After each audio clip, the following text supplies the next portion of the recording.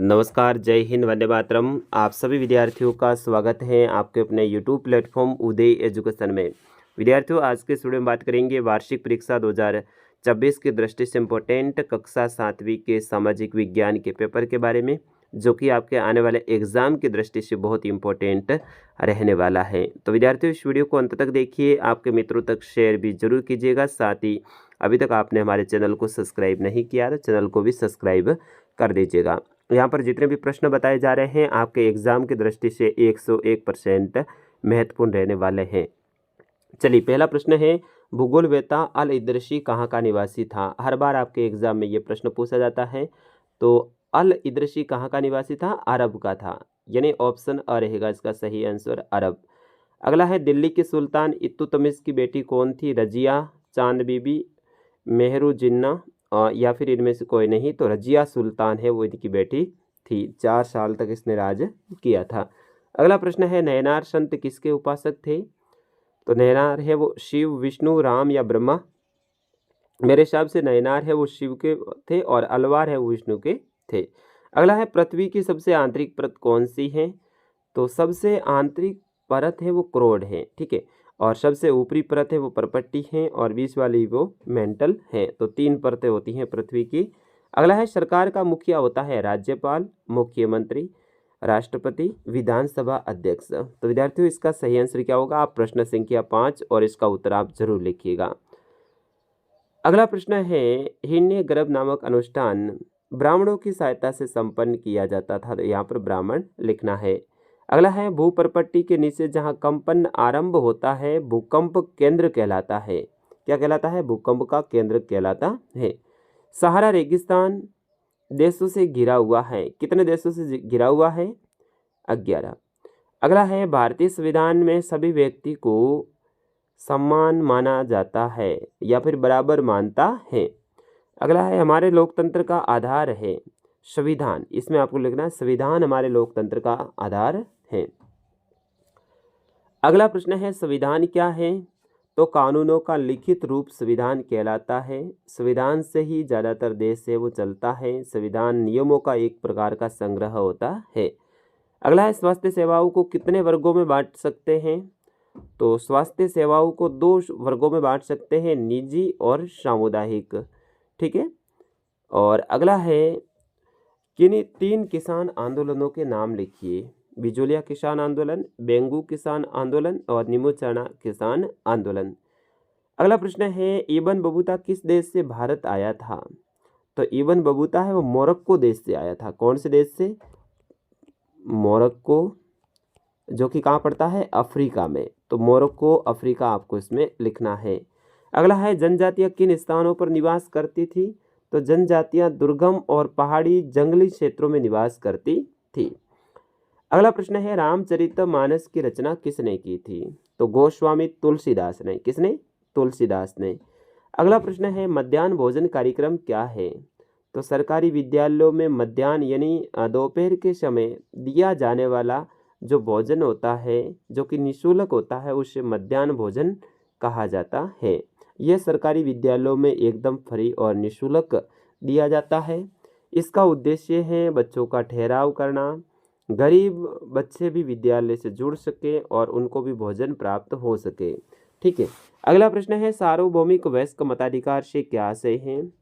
सभी वयस्क नागरिक जिनकी उम्र 18 वर्ष या इससे अधिक हो, चाहे वो किसी भी जाति धर्म से संबंधित हो, किसी भी लिंग से संबंधित हो, उनको मत देने का जो अधिकार होता है उसे सार्वभौमिक वयस्क मताधिकार कहते हैं।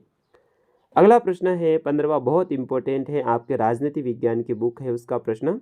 रंजन को इतना अधिक पैसा क्यों खर्च करना पड़ा? कारण बताइए। तो रंजन है वो इलाज के लिए सरकारी की जगह प्राइवेट अस्पताल में गया था, इस कारण से उसको अधिक पैसा खर्च करना पड़ा था। कुछ विधायक है वो मंत्री कैसे बनते हैं? तो विधानसभा में विधायक जिनमें से एक उनका जो प्रमुख होता है वो मुख्यमंत्री होता है, और मुख्यमंत्री है उन कुछ विधायकों में से कुछ विशेष कार्यों के लिए कुछ विधायकों को मंत्री है वो नियुक्त करता है। यानी मंत्री हैं वो विधायकों को कौन बनाता है? मुख्यमंत्री बनाता है। अगला है, विधायक कौन होते हैं? तो अपने क्षेत्र से जनता के द्वारा चुने हुए प्रतिनिधि जो विधानसभा पे जाकर बैठते हैं विधायक कहलाते हैं।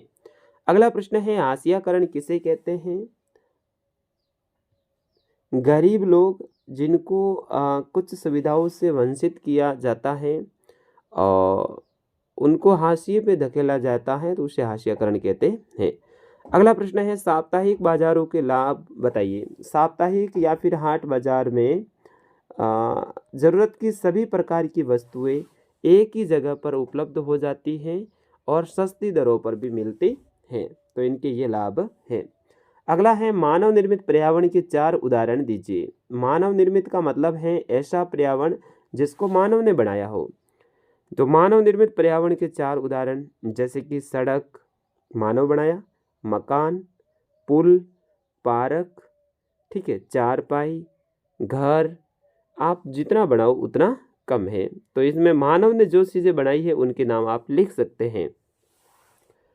अगला प्रश्न है शेल कितने प्रकार के होते हैं? संक्षिप्त में वर्णन कीजिए। तो शेल 3 प्रकार के होते हैं, आग्नेय, अवसादी और कायांतरित शेल। ठीक है, आग्नेय, अवसादी और कायांतरित शेल। अगला प्रश्न है वर्षा के 3 प्रकार कौन कौन से हैं? बहुत इंपॉर्टेंट है, वर्षा के 3 प्रकार कौन कौन से हैं? तो वर्षा के 3 प्रकार सॉरी विद्यार्थियों, सहवनीय वर्षा, पर्वतीय वर्षा और चक्रवातीय वर्षा। मैं दोबारा से बता रहा हूँ, सहवनीय वर्षा, पर्वतीय वर्षा और चक्रवातीय वर्षा। तो वर्षा के ये 3 प्रकार होते हैं। ज्वार भाटा क्या है? यह कैसे उत्पन्न होते हैं? ज्वार भाटा समुद्री तरंगों के द्वारा उत्पन्न होते हैं। जब पृथ्वी की गुरुत्वाकर्षण, सूर्य और चंद्रमा के जो गुरुत्वाकर्षण बल के कारण जो समुद्र का जल है वो अपने किनारों को छोड़ के बाहर तक आ जाता है तो उसे ज्वार कहा जाता है। जब अपने किनारों को छोड़कर वो अंदर तक जल चला जाता है तो उसे भाटा कहा जाता है। ठीक है, तो महासागरीय जल का दिन में नियम से 2 बार या उससे अधिक गिरना और उठना और गिरना ज्वार भाटा कहलाता है। अगला प्रश्न है गर्म मरुस्थल तथा ठंडा मरुस्थल में अंतर स्पष्ट कीजिए। गर्म मरुस्थल में गर्मी अधिक पड़ती है, ठंडे मरुस्थल में ठंडी अधिक पड़ती है। गर्म मरुस्थल की जलवायु शुष्क होती है जबकि ठंडे मरुस्थल की जलवायु भी लगभग शुष्क होती है। गर्म मरुस्थल में गर्मी ज़्यादा पड़ती है और ठंडे में ठंडी ज़्यादा पड़ती है। और इनके बारे में गर्म मरुस्थल में बारिश बूंदों के रूप में कभी कभार होती है जबकि ठंडे मरुस्थल में बर्फ़ के रूप में बारिश होती है।